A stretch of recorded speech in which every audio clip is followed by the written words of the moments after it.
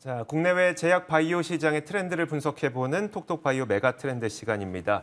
자, 이번에는 굉장히 좀 중요한 이야기를 한번 해볼 텐데요. 지난 12일에 미국 바이든 대통령이 국가 생명공학 및 바이오 제조 이니셔티브 행정명령에 서명을 했습니다. 쉽게 말하자면 미국에서 약을 제조해라라고 하는 건데, 그러다 보니까 국내 기업들이 혹시라도 피해를 입지 않을까라는 우려감이 좀 들고 있습니다. 자, 과연 어떻게 해석해야 되는 것인지 이분들과 함께 이야기 나눠보겠습니다. 자, 케미컬 에너지 투자자문 차홍선 대표, 강혜경 제약시장 고문 나오셨습니다. 어서 오세요. 예, 안녕하십니까. 자, 먼저 강혜경 고문님, 방금 말씀드렸던 이 미국에서 제조를 해라, 약도 제조를 해라, 이 부분이 어떤 의미를 갖게 되는 걸까요? 네, 일단 이제 미국 바이든 대통령이 서명한 이 바이오 제조와 관한 이 서명에 있어서는 쉽게 이제 좀 우리가 이해를 하기 위해서 어떤 것이냐라고 하면 가정이 들어가는데요. 중국이 대만을 침공한다라는 이 가정이 하나 들어갑니다. 그러면 이 미국 바이든 대통령이 이 서명한 이 바이오 관련한 법안이 왜 이러한 침공에 대한 얘기를 내포하고 있느냐라고 하는 건데요. 우리는 이제 얼마 전에 자동차 배터리 그리고 반도체에 대한 얘기를 이제 알고 있었고 이제 같이 진행해 왔는데 이 세 번째가 바이오에 대한 겁니다. 이 바이오에 대한 거는 작년 미국에서 이미 세 번째로 논의가 되고 있었고요. 백악관에서도 어떤 이제 그러니까 구체적인 좀 안은 일단 나와 있었습니다. 그러면 이제 차트를 보고서 제가 좀 한번 설명을 드려보려고 하는데요. 미국의 대표적인 바이오 기업 일라이 릴리가 있고요. 중국의 대표적인 바이오 기업 우시 바이오로직스가 있습니다. 일라이 릴리는 당뇨, 비만, 항암, 그리고 자가 면역 쪽에서 그리고 알츠하이머 치매 쪽의 이 치료제를 개발하고 있는 기업이고요. 미국은 혁신을 통한 이런 신약 개발을 좋아합니다. 이런 관련된 기업이고요. 우시 바이오로직스는 국내 기업하고 비교해 보자면 국내에 삼성 바이오로직스가 있습니다. CMO 기업이죠. 중국의 CMO의 대표적인 기업입니다. 우시 바이오로직스입니다. 지금 차트에서 보여지는데요. 먼저 일라이 릴리는 지금 시가총액을 보게 되면 지속적으로 상승하는 모습을 보이고 있죠. 글로벌에서 매출액 순위로 이제 순서를 좀 나열을 해보면은 매출액 순위에 비해서는 시가총액이 높게 되어 있습니다. 그러니까 미래의 매출액을 좀 예상하면서 가고 있는 주가다 이렇게 보여지고요. 우시 바이오로직스는 현재 매출액은 이상 없습니다. 그러니까 잘 가고 있는데 주가가 몇 차례 거쳐서 지금 하락하는 모습을 보여주고 있습니다. 그러면 이제 미래의 매출액에 좀 어렵지 않나라는 거를 주가가 좀 보여주고 있다 이렇게 보여지는데요. 우시 바이오로직스에 있어서는 이 주가 하락에 있어서 세 가지 이벤트가 있습니다. 최근부터 좀 이렇게 역순으로 가보자면 9월 12일 날 미국 바이든 대통령이 그 서명을 했었죠. 그 당시에 거의 마이너스 20% 주가 하락이 있었습니다. 그때 삼성바이오로직스는 3.8%로 장을 마감했었는데 이 미국과 관련된 이슈가 있을 때마다 우시바이오로직스는 이 주가 하락이 지금 이어졌습니다. 두 번째는 2022년도 올해 연초입니다. 연초에 미국 상무부에서 우시바이오로직스에 대해서 이 미검증 리스트업에 대한 얘기가 있었습니다. 그러니까 이거는 실제로 이 문제가 있다 없다를 떠나서 미국과 관련돼서 이런 이슈가 있다 보면은 이렇게 주가 하락이 이어졌었는데요. 이때 주가는 마이너스 23%까지 하락이 이어지기도 했습니다.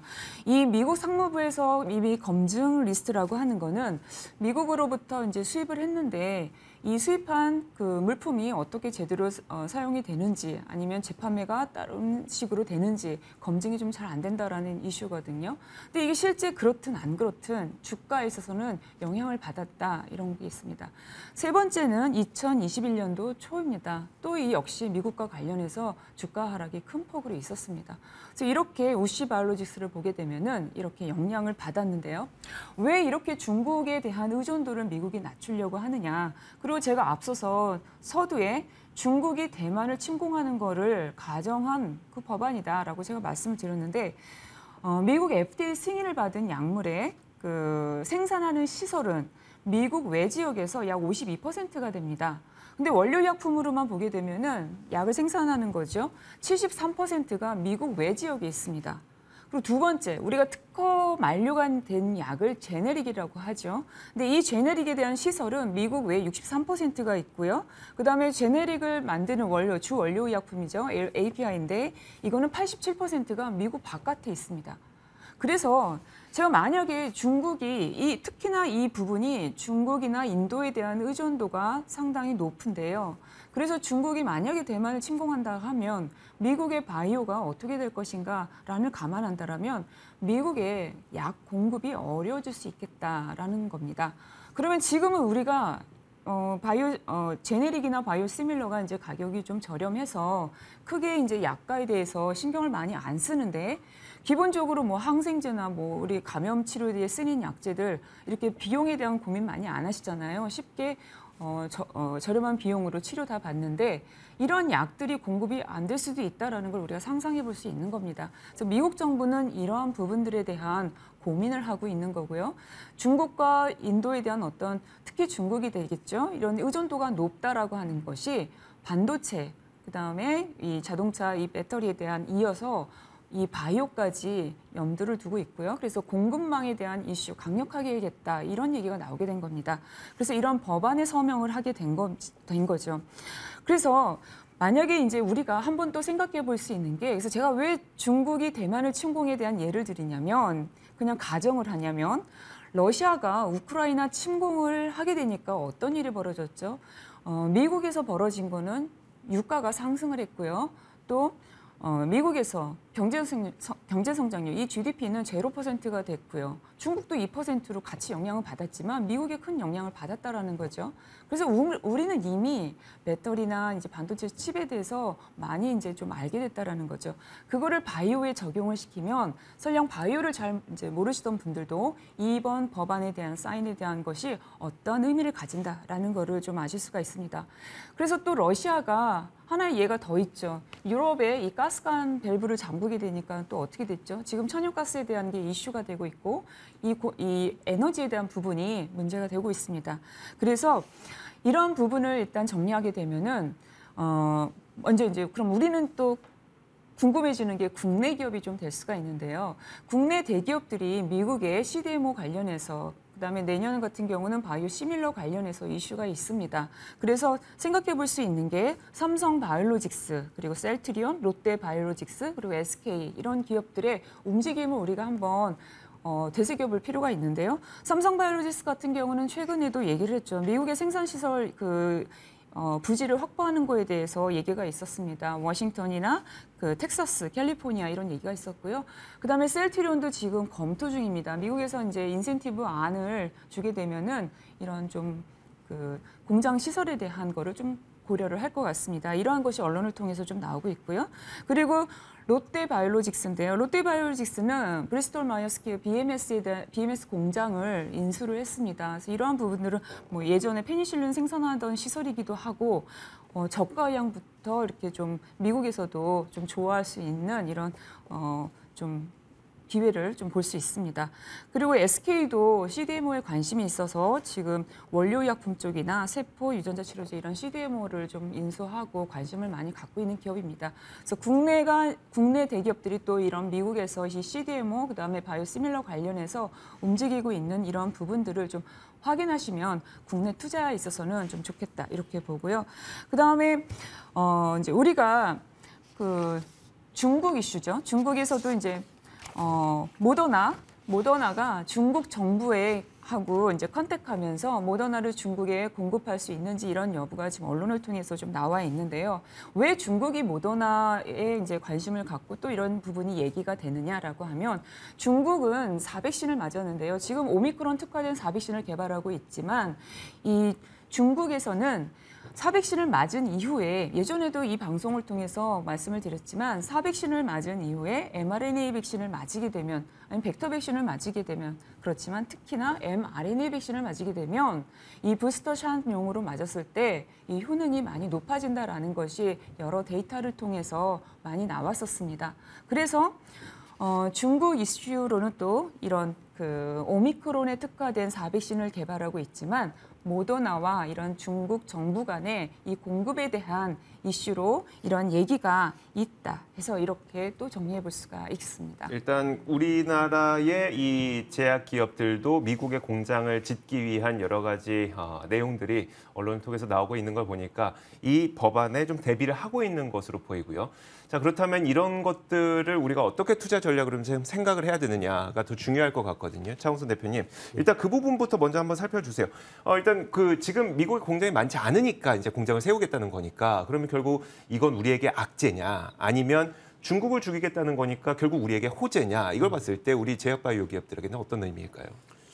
우리나라 제약바이오 기업들에게는 단기적으로는 네. 비용이 들어가니까 비용 상승에 그런 문제가 있을 수 있다 이렇게 보여집니다. 그렇지만은 지금 보시면 앞에서 우리 강혜경 고문님께서 말씀하신 대로 지금 이제 중국이나 인도 의존도를 많이 낮추겠다는 거 아닙니까? 네네. 특히 중국에 대한 의존도를 낮추겠다는 거기 때문에 우리나라 기업들 같은 경우는 뭐 배터리라든지 반도체처럼 미국 시장을 공략할 수 있는 좋은 기회가 될 수 있다 이렇게 보고 있습니다. 네, 알겠습니다. 결국은 장기적으로 봤을 때는 우리에게 조금 더 기회가 오는 방향으로 생각하시는 게 좀 나을 것 같고요. 그리고 그 이제 추가적으로 아까 이제 네네. 중국 이야기를 해주셨지 않습니까? 모더나에 대해서 이제 말씀을 드리면은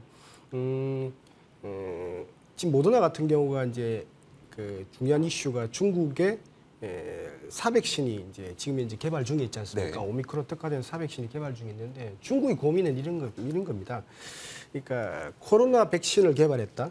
그래서 특화된 백신을 개발했고 2020년에 봉쇄를 했고 2021년에 풀었지 않습니까? 그러면서 경제 성장률이 2%에서 8%로 급등을 했습니다. 네. 그런데 오미크론이 터졌습니다. 오미크론이 터지다 보니까 어떤 일이 벌어지냐면 또다시 봉쇄를 하는 형태가 됐겠죠. 그래서 봉쇄를 했는데 그래서 이제 지금 현재 오미크론이 특화된 사백신을 시노팜하고 시노백이 개발하고 있지 않습니까? 근데 이제 코로나에 대한 거는 이미 좀 이제 완료를 했지 않습니까? 했는데 지금 걱정이 되는 게 이제 오미크론은 제가 볼 때는 문제가 안 될 것 같아요. 왜냐니까 거의 제가 백신 개발이 임박했다. 특화된 사백신이 개발했다. 임박했다고 보여지는데 중국의 고민이 이런 겁니다. 그러면은 그러니까 델타 다음에 오미크론이 나왔다. 그러면은 그 다음에 또 다시 변종이 나올 거 아닙니까? 변이가 나올 거 아닙니까? 변이가 나왔을 때 미국이나 서유럽은 어떻게 되면 한국도 그렇지만은 우리 앵커님도 그렇지만 우리가 지금 모더나나 파이저 백신을 많이 맞았지 않습니까? 그러다 보니까 이게 크게 부스트 샷을 안 해도 그냥 잘 경제 활동을 잘 하지 않습니까? 네네. 근데 중국은 특화된 사백신을 맞으니까 이 변이에 대해서는 굉장히 좀 약한 점이 그렇죠. 있는 거죠. 그러니까 지금 현재 사백신을 오미크론에 특화된 사백신을 가지고 부스트를 하겠지만 물론 하겠지만 그 뒤에를 준비하고 있다 이렇게 보시면 될 것 같고 모더나 같은 경우가 얼마냐 하면은 지금까지 백신을 몇 도즈 했냐면 12억 명을 맞췄습니다. 네네. 12억 도즈를 맞췄는데 매출액이 얼마 정도 나왔냐면 토탈리 40조 원 벌었습니다. 그리고 단기 순이익이 20조 원 벌었거든요. 현금이 이제 20조 원 들어왔는데 한번 보십시오. 중국의 인구는 14억 명입니다. 네네. 지금 만약에 부스터샷이 만약에 된다면 한 12억 명 정도는 맞을 거 아닙니까? 그러면 또다시 40조에 20조 정도의 캐시가 20조 들어오니까 지금 현재 시가총액이 150조 원이지만 한 20조 원에 대한 플러스 효과가 있다 이렇게. 그러니까 모더나를 잘 보실 걸 말씀드리고요. 그리고 모더나라든지 이런 시노팜 같은 경우가 지금 사백신을 개발한다면 늘 말씀드린 대로 중국이 또 미중 경제 전쟁을 하고 있지만은 중국이 해야 될 분야도 있지 않습니까? 네네. 그래서 중국 상해라든지 심천지수 그리고 뭐 한국에 같으면 뭐 화학, 철강 이런 기업들도 제가 볼 때는 관심 있게 볼 때가 지금 당대회가 10월 16일이니까 이제는 뭔가 이벤트가 터질 때가 됐다. 네네. 그러니까 백신 개발도 완료될 때 됐다 이렇게 보고 있습니다. 물론 사백신 개발하고 있지만 이 차후의 변종을 생각했을 때 모더나가 확실히 중국에서 좀 매출을 일으킬 가능성이 있어 보이니 모더나도 관심 갖고 이외에도 뭐 경제가 회복됐을 때 그리고 경제가 리오프닝 됐을 때에 영향을 받게 되는 철강화학 이쪽도 좀 관심을 가져보시라고 이야기를 해주셨습니다. 자, 지금까지 케미컬 에너지 투자자문 차홍선 대표, 강혜경 제약시장 고문 함께했습니다. 고맙습니다. 네, 감사합니다.